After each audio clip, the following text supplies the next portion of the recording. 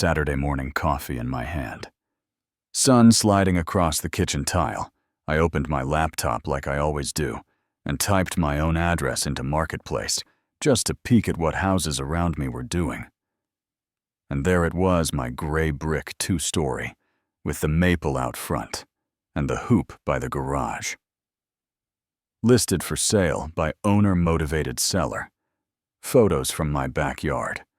My new patio set, even a shot through the fence line, like somebody leaned in with their phone and didn't care if I saw them. I said it out loud, just to make it real. That's my house. Someone is trying to sell my house, and when I scrolled down to the contact name and read Beverly Clark, the HOA president who treats our bylaws like scripture and herself like the only priest, my stomach did that cold drop you get when the roller coaster tips over the edge and you know there's no stopping it. Tasha came down the stairs, saw my face, touched my shoulder. What happened? And I turned the screen so she could see. Her eyes went wide. Marcus, that's our backyard. That's our son's hoop. Who posted this? And when I said Beverly, she closed her eyes for a second, like a prayer or a curse, then said, keep it about the law, not pride. I'm a real estate lawyer. Paperwork and pressure is my day job. But seeing your address and your life thrown online like bait hits deeper than anger. You know what I mean, so I did what I know how to do. Screenshots, timestamps, a screen recording of the whole page from top to bottom, comments, and all saved the URL, then called my neighbor, Gabe. Search my address. Tell me what you see. And he let out a breath. Bro, it's your place. And she didn't even hide her name. Yeah, that happened. I walked to Beverly's place because rage gets you headlines, but evidence gets you home. Phone in my hand, camera. Visible, no games. The street was quiet, chalk rockets on the sidewalk 2 doors down. Sprinklers ticking. Then her door opened. Tight. Smile, official tone. Marcus, to what do I owe? And I said, you posted my house for sale right there on Facebook. And her eyes flicked at my screen, flicked back, and I swear there was satisfaction before the performance. Someone has to maintain standards. You leave trucks in the driveway. Your hedges are uneven. That basketball hoop sits out like a yard sign for chaos. So yes, I posted a symbolic reminder that we have consequences, and I said it slow, so the camera would catch every word, symbolic or not. That's misrepresentation. At best, attempted fraud at worst, and entirely unacceptable. And I need you to hear me clearly. I am not just a homeowner. I am a real estate attorney. She lifted her chin, do what you have to do, then closed the door like she had rehearsed this moment. The listing came down by afternoon, but the neighborhood had already split in two, the way a pond skins over when the temperature drops.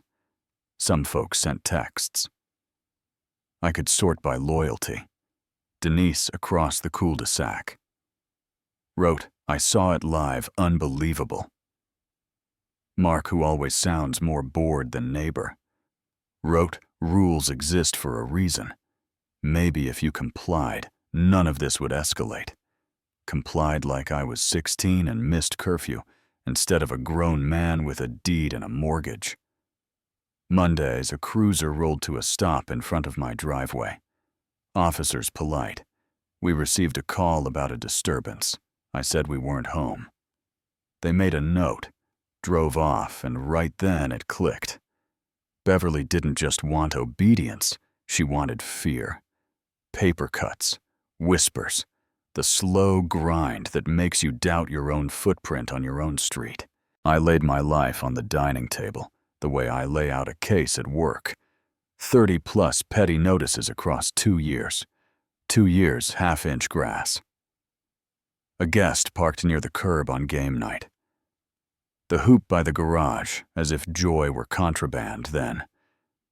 The unsigned typed letter that showed up in my mailbox, warning of legal referral for my supposed aggression. No letterhead, no signature, just intimidation wrapped in Times New Roman neat trick, throw mud with no fingerprints. The board announced a special meeting at the Maple Brook Community Center to discuss recent conflicts, and we all knew that conflict had a name. The room was bright and too cold. Folding chairs in nervous rows, microphones lined like chess pieces. Beverly in the center with her clipboard, and the look of a person who expects a lecture hall, not a conversation.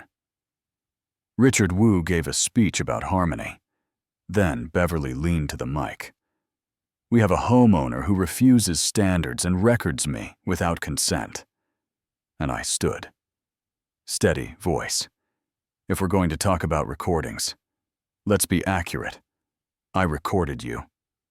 Admitting you listed my home online. I can play it." Gasps, murmurs. Somebody's phone buzzing into a pocket. Beverly tried her shield again. Symbolic a message, and I kept my tone calm. Because anger helps bullies more than it hurts them. It had my address, current photos, strangers asking for showings. That's not symbolism. That's exposure. Denise raised her hand. I saw it live. Her name was on it. Mark folded his arms. Trucks in the driveway. Rules exist for a reason. And I nodded once. Rules are one thing, fraud is another. Even if my hedges sang show tunes at midnight, it wouldn't justify listing my property. Richard banged for order. "This isn't a courtroom." "You're right," I said. "The courtroom is where this goes next. I'm filing tonight." Tasha squeezed my hand at home and said it again, whoever about the law, so I did. Filed at the courthouse the next morning, briefcase in hand. A quiet calm I hadn't felt since the coffee spill moment. And on hearing day, the benches were full of neighbors who wanted peace more than truth. You could see it. Beverly arrived with an attorney whose tie was sharper than his arguments. Judge Samuel Hart took the bench. With that tired kindness that says he's seen every flavor of nonsense and still believes in order. We got to it. I walked the story without adjectives, screenshots with timestamps, the caption, the thread of comments asking about tours, the recording where Beverly said the words I needed. I did, and maybe now you'll take the guidelines seriously.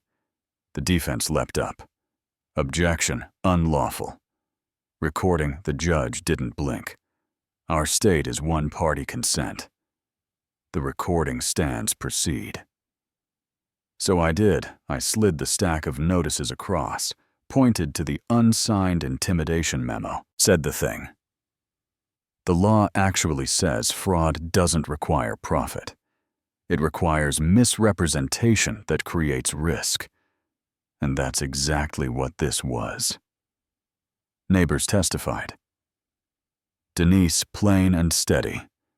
Gabe nodding to what he'd seen. Before the post came down. Supporters of Beverly tried to glare holes through me, but facts make your eyes slide off. Eventually, then Beverly spoke, jaw tight like a wire. I did it. I stand by the idea without standards. This place falls apart. I don't care if you like me. I care about values. And the judge wrote something down, set his pen softly. Like a man deciding where to cut, then delivered a ruling that was clean. The court finds the defendant created and published an online listing for the plaintiff's home. Without consent, fraudulent misrepresentation. Notes a pattern of selective and harassing enforcement orders. Resignation, effective immediately, direct contact, and statutory damages of $25,000. A single gavel tap, like a period, at the end of a long run-on sentence. I didn't fist pump, didn't grin, Tasha exhaled, and I put my hand over hers on the other side. Beverly jumped up too fast. This is ridiculous without me. Maple Brook will slide. The judge raised the gavel, and she sat down. And that was that, at least on paper. You'd think the story ends there. It rarely does. The neighborhood carried the bruise for weeks. Some waved more, some closed their blinds. The Saturday potluck sounded different. Less laughter, more careful sentences. And then, slowly, as shift meetings got shorter. Letters got fewer kids, chalked the sidewalk again, and nobody took pictures. Like it was a crime at the next board election. People actually showed up not to pick a tyrant, but to pick neighbors. And that felt new. I still see Beverly sometimes walking fast, like she can outrun the word. Resign, we don't speak. I don't need a second victory. I've got a life to live in the house that bears my name on the deed, not hers on a clipboard. And I'll tell you something. I hadn't admitted before I didn't want to fight. Not because I couldn't win, but because fighting stains your days. Dinner turns to strategy. Sleep turns into exhibits.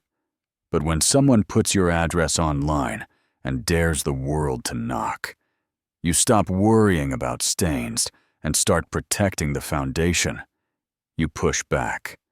Calm, documented. Relentless.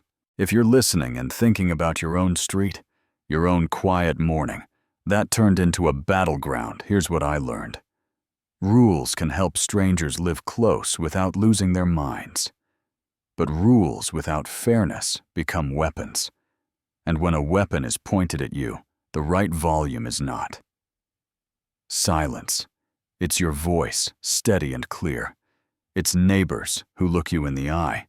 It's a judge saying, resign, so no one has to whisper anymore. Some folks still say, I made the place worse by going to court. Some say, I saved it. Maybe both. Can be true. Maybe communities, like people, only get honest when they can't pretend anymore. What matters to me is simple. This place, my place, is ours again. Not because I fought fire with fire, but because I fought noise with evidence. And that's a kind of peace you can sleep inside. Now, I want to hear from you. Who was right? Who was wrong? Where do you draw the line between community standards and personal freedom? Have you seen power dressed up as leadership at your HOA? Your job, your kid's school? Tell me in the comments. Argue it out. Share what you've lived. And if this hit a nerve, subscribe. Share it with that one neighbor who needs to know they're not alone, because home should be a sanctuary, not a stage.